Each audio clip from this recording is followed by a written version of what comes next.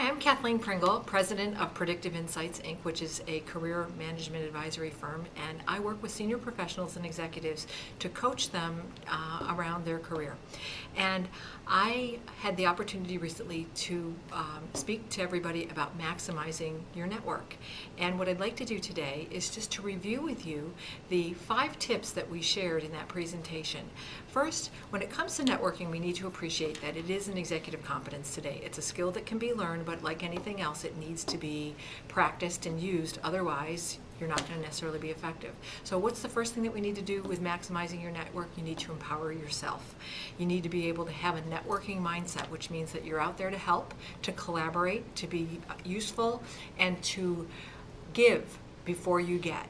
That's what's called having a networking mindset. We also have to be able to lead with our brand. So in order to lead with our brand, we have to know what our brand is. We also have to be able to listen, to learn. I think we all learned way back when that we have 2 of these and 1 of these, and we therefore use it in that proportion. And so in order to network effectively and to understand instead of being understood, we need to listen. And the 4th thing we need to do about empowering ourselves is we need to own our plan. We actually have to have a networking plan so that we understand what it is that we're out to do and so that people know who we are.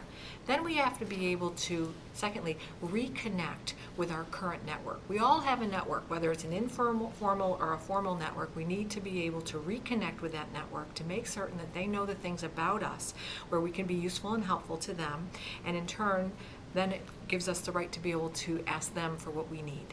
Thirdly, we need to be able to make online contacts and be able to take those online contacts offline. At the end of the day, with all the social media platforms available to communicate today, we are still human beings, and human beings do need to connect. And so therefore, if we can take any of those online contacts and be able to meet face to face and create a relationship, we'll be better off and we'll have a more entrenched network. Fourthly, what we need to do is be able to start a community, whether that's online or in person or in a telegroup. When you can lead something and be known for that, not only does it reinforce your brand and give you a expanded identity than just being in your functional area of expertise, but it allows other people to get to know you and to be useful to you. And lastly, what we need to do is be able to always amp our brand. That means that we have to be known for what we do. We have to also be able to speak in public. We have to be comfortable introducing others. We have to be confident, and ultimately we have to be able to how would I say it? We have to be able to embrace who we are and not feel as though we're any less worthy of anybody else to network. Thanks.